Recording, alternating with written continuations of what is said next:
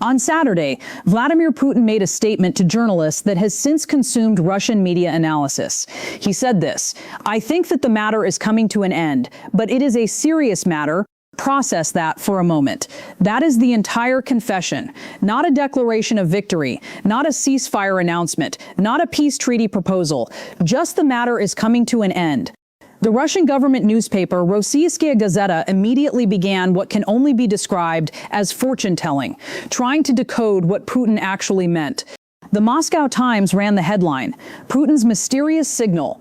Radio stations across Russia spent hours asking, is he serious? Is he bluffing? Is he preparing the public for something? The fact that Russia's own state media could not interpret their leader's statement reveals something crucial. Putin is not speaking to the West right now. He is managing a domestic crisis that the Victory Day parade was supposed to have solved, but did not. According to Paul Golby, a U.S. political analyst cited by Kyiv Post, Putin is using this language as a tactical instrument to calm Russians after Moscow's stripped-back Victory Day parade confused the public. But here is the critical part.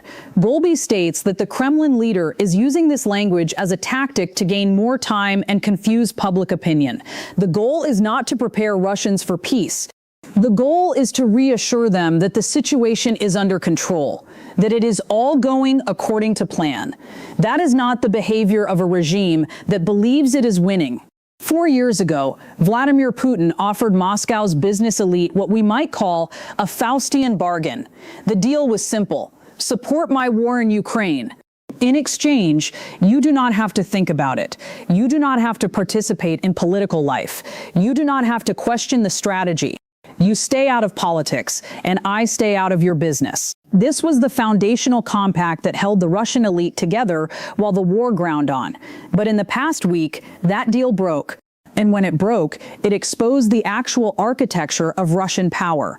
It is not held together by ideology or patriotism. It is held together by a transaction. And transactions can be renegotiated. On May 9th, 2026, just one day after the Victory Day parade that was supposed to demonstrate Russian strength and unity, Yuri Kosarenko was arrested. Kosarenko is not a minor figure. He is a high-profile Russian drone developer. He was the public face of Russia's drone innovation program, the technological edge that Russia claims it maintains over Ukrainian forces. He was arrested on fraud and embezzlement charges. But the real story is what he was actually doing. According to reporting from multiple Russian sources, Kosarenko's firm was notorious for something extraordinarily simple. It was taking Chinese products, relabeling them with Russian company names, and selling them as indigenous Russian military technology. The firm did not manufacture drones. It imported them from China, changed the labels, and presented them to the Russian Ministry of Defense as homegrown innovation. Let me translate what this means in plain language. Russia's drone program, the one that has been presented to the Russian public as proof of technological superiority, as evidence that Russia can compete with the West, as justification for the continuation of the war, is partially a fraud. It is Chinese manufacturing with Russian labels. And the man who was running this operation was arrested not by NATO, not by Ukraine, not by Western intelligence. He was arrested by the Russian government itself. One day after a parade that was supposed to demonstrate national strength. This is not an inference. This is a confession. The arrest of Kosarenko is the Kremlin's admission that it cannot control the narrative anymore. It cannot hide the fractures. The deal with the oligarchs is broken because the oligarchs are now seeing the actual state of Russian military production. They are seeing that the technological edge Putin promised does not exist. They are seeing that the war is not progressing as stated, and they are beginning to ask questions. But here is where the analysis becomes more complex. At the exact moment Putin is trying to manage a domestic crisis in Russia, Ukraine is experiencing its own internal fracture, and this fracture has the potential to undermine Western support for Kyiv at a critical moment. On May 11th, 2026, Ukraine's National Bureau of Investigation and the Specialized Anti-Corruption Prosecutor's Office announced that they had exposed an organized group involved in the illegal laundering of 460 million hryvnia, approximately $10 million US, through luxury construction projects near Kiev. One of the participants in this scheme was Andriy Yermak, the former chief of staff to President Volodymyr Zelensky. Yermak is not a minor official. He was considered one of the most powerful figures in the Ukrainian government. He had direct access to the president. He shaped policy decisions. He was the interface between Zelensky and the security apparatus. According to Radio Free Europe, the Anti-Corruption Prosecutor's Office has requested that Yermak be held in custody or pay bail of 180 million hryvnia, $4.10 million US. The investigation, dubbed Operation Midas, centers on Ihor Kolomoisky, a co-owner of 1+1, the television company where Zelensky made his name before entering politics. Kolomoisky allegedly fled the country after being flagged as a suspect. His whereabouts are unknown. Former Energy Minister Herman Halushchenko was charged with money laundering in February. He was detained. He was forced to resign as Justice Minister in November. Now here is the crucial analytical point. Zelensky himself has not been directly implicated in this investigation. The evidence does not suggest that the president personally participated in the money laundering scheme. But that distinction is almost irrelevant for strategic purposes, because what this scandal does is provide Russia with exactly the narrative tool it needs at exactly the moment it needs it. Russian state media will now broadcast every single day that Ukraine's government is corrupt, that Zelensky surrounds himself with thieves, that the money the West sends to Ukraine is being stolen by oligarchs and government officials, that Ukraine is not worth supporting because its leadership is fundamentally dishonest. You can already see this narrative emerging across Russian social media. It is being amplified by coordinated influence operations, and it will be weaponized in Western political discourse. When American conservatives ask why the U.S. should continue supporting Ukraine, Russian propagandists will point to the Yermak scandal and say, see, they are all corrupt. When European governments debate continued military aid, they will face domestic political pressure from Russian information operations exploiting this real corruption. This is not Russian propaganda fabricating a scandal. This is Russian propaganda weaponizing a real scandal that Ukraine's own anti-corruption institutions exposed. And that is far more dangerous than simple disinformation. The real pressure on Putin, however, is not coming from military setbacks alone. It is coming from economic collapse. And the numbers tell a story that Putin cannot hide much longer. According to multiple sources tracking Russian military expenditure, Russia is now spending between 6 and 8% of its GDP on military operations in Ukraine. This is unsustainable for an economy the size of Russia's. For context, the United States spends approximately 3.5% of its GDP on defense across all operations globally. Russia is now spending nearly double that percentage on a single regional conflict. The Russian state budget is under extraordinary strain. Currency reserves are depleting. The ruble has lost value against hard currencies. And most critically, the Russian business elite is beginning to calculate the actual costs of continued war. Yuri Kosarenko's arrest is not just about drone fraud. It is about the fact that Russian oligarchs are now openly breaking the deal with Putin because the deal no longer makes economic sense. If you are a Russian businessman, the calculation is now simple. Continue supporting Putin's war and face potential sanctions, asset freezes, and international isolation.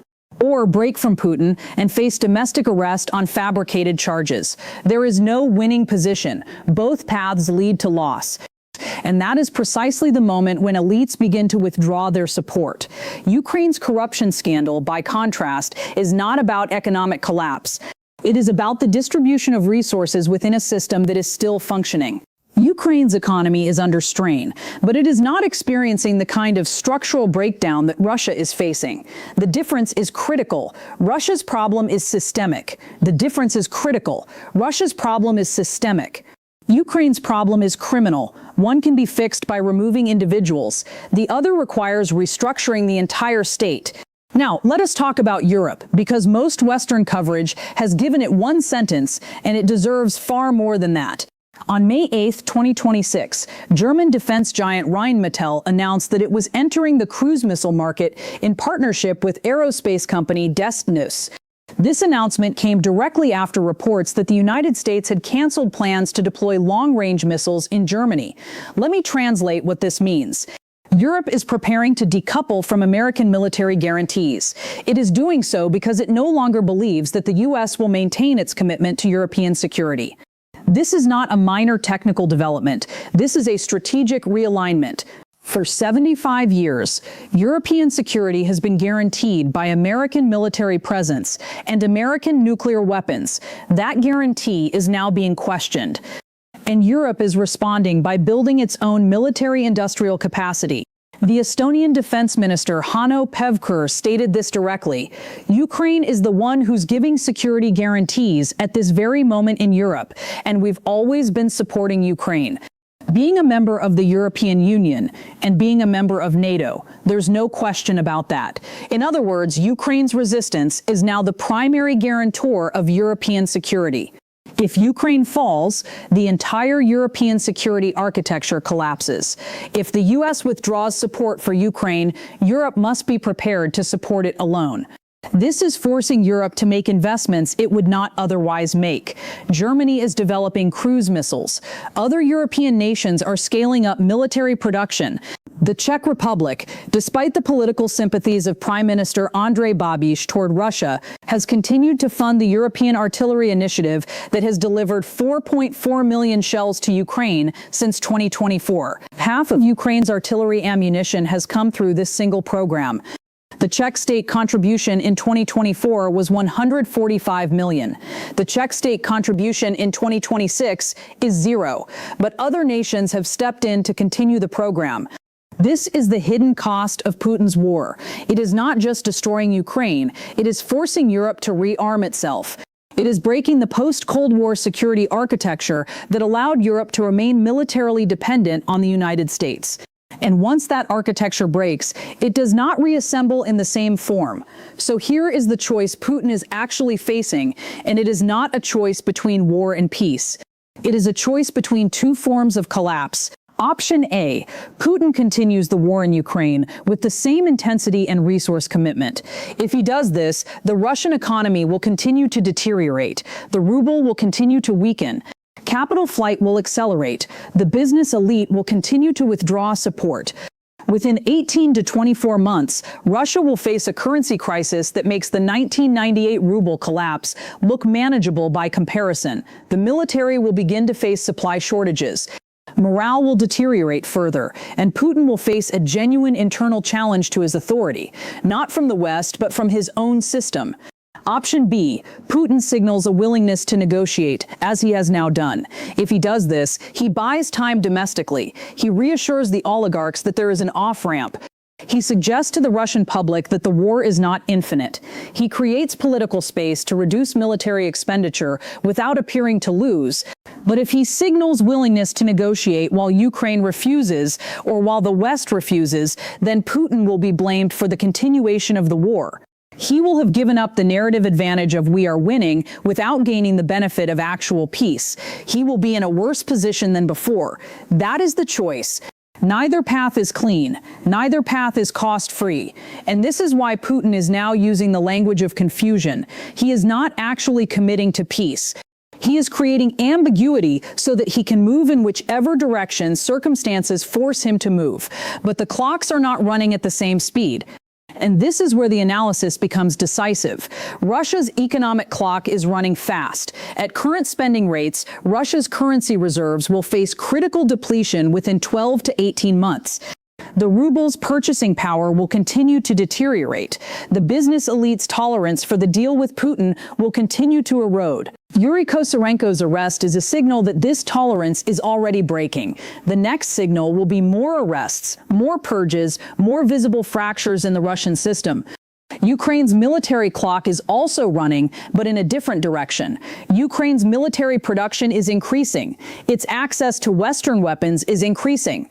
Its technological integration with Western defense systems, particularly through partnerships with Palantir Technologies, is accelerating. Ukraine's Defense Minister Mikhailo Fedorov met with Palantir CEO Alex Karp in Kyiv. Together, they have developed an air attack analysis system using AI for intelligence data processing and deep strike planning. Ukraine has launched Brave One, a data room where more than 100 companies are training over 80 AI models for air defense. This is not a minor technical development. This is Ukraine building the technological infrastructure for next-generation warfare. The asymmetry here is stark in its clarity. Russia's clock is running out. Ukraine's clock is running up. Russia needs a negotiated settlement before its economy breaks. Ukraine can afford to wait because its capabilities are increasing. This is why Putin is now talking about peace. Not because he wants peace, but because his clock is running out and he needs to create the political conditions for a settlement before his system collapses. But Russia is not a monolithic actor, and understanding the internal fractures is essential to understanding what happens next. The Russian security apparatus, the FSB, the GRU, the military intelligence services, has a vested interest in the continuation of the war. The war justifies their budgets. It justifies their power. It justifies their expansion. These institutions are not going to voluntarily accept a negotiated settlement that reduces their relevance. The Russian oligarchs, by contrast, have an interest in ending the war. The war is destroying their ability to do business internationally. It is exposing them to sanctions. It is forcing them to choose between loyalty to Putin and preservation of their wealth. Yuri Kosarenko's arrest is a signal that Putin is willing to purge oligarchs who break the deal. But purges create fear, and fear creates instability. The oligarchs are now calculating whether continued support for Putin is worth the risk. The Russian military command has a mixed interest. Some commanders have benefited enormously from the war through access to resources, through promotion, through the expansion of their power. Others have suffered catastrophic losses in manpower and equipment. The Russian military is not a unified actor. It is a collection of competing interests. The Russian public has an interest in ending the war, but that interest is being managed through propaganda. The state media is presenting the war as a necessary struggle against NATO expansion. It is presenting Russian casualties as acceptable losses in a civilizational conflict. It is presenting the enemy, Ukraine, as fundamentally dishonest and corrupt. But that propaganda is becoming harder to maintain as the economic costs become visible. Putin's signal about peace is directed at this fractured internal audience. He is trying to hold together a coalition that is breaking apart. He is trying to reassure the oligarchs without losing the support of the security apparatus. He is trying to signal flexibility to the public without appearing weak to the military. This is an extraordinarily difficult balance to maintain, and the fact that he is attempting it suggests that the internal pressure is becoming acute. But Putin is also speaking to the West, even if that is not his primary audience, and the message is calculated to exploit Western vulnerabilities. Russia is betting that the West will eventually tire of supporting Ukraine. It is betting that the Yermak scandal will be weaponized in Western political discourse. It is betting that American conservatives will ask why the U.S. should support a corrupt Ukrainian government. It is betting that European governments will face domestic political pressure to reduce military aid. It is betting that the narrative of Ukrainian corruption will eventually outweigh the narrative of Russian aggression. This is a calculated gamble, but it is not a crazy gamble because the Yermak scandal is real, because corruption in Ukraine is real, because Western fatigue with the war is real, and because Russian propaganda is extraordinarily effective at amplifying real problems into strategic vulnerabilities. The question is whether the West will fall victim to this plot, as Paul Golby suggests it has in the past. Whether it will allow Russian information operations to exploit real Ukrainian corruption in ways that undermine support for Ukraine. Whether it will permit the perfect to become the enemy of the good and allow the existence of some corruption to justify the withdrawal of support for Ukrainian resistance to Russian invasion. Before this moment, it was theoretical that a major power could be forced to the negotiating table by internal economic collapse rather than military defeat. It was theoretical that the costs of a regional war could become so severe that even the most authoritarian state would face pressure to end it. It was theoretical that a business elite could break with an autocratic leader because the deal no longer made economic sense. After this moment, these things are proven capability. They are not theoretical, they are real, and they change the strategic calculus for every other potential conflict.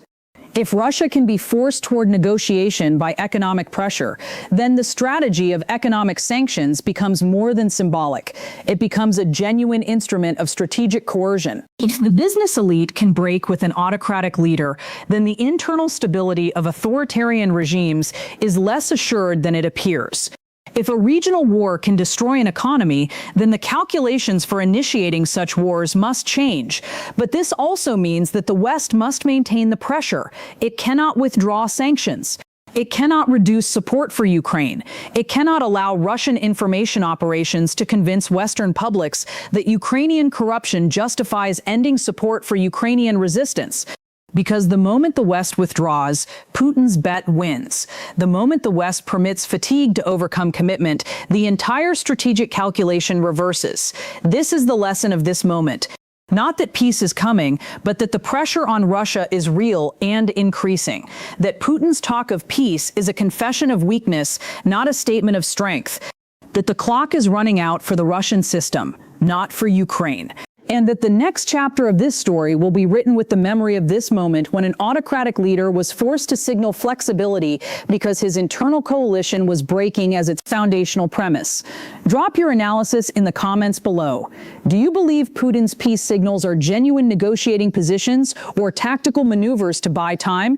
And do you think the West will maintain pressure on Russia or succumb to fatigue and corruption narratives? We read every comment. We want to know what you think.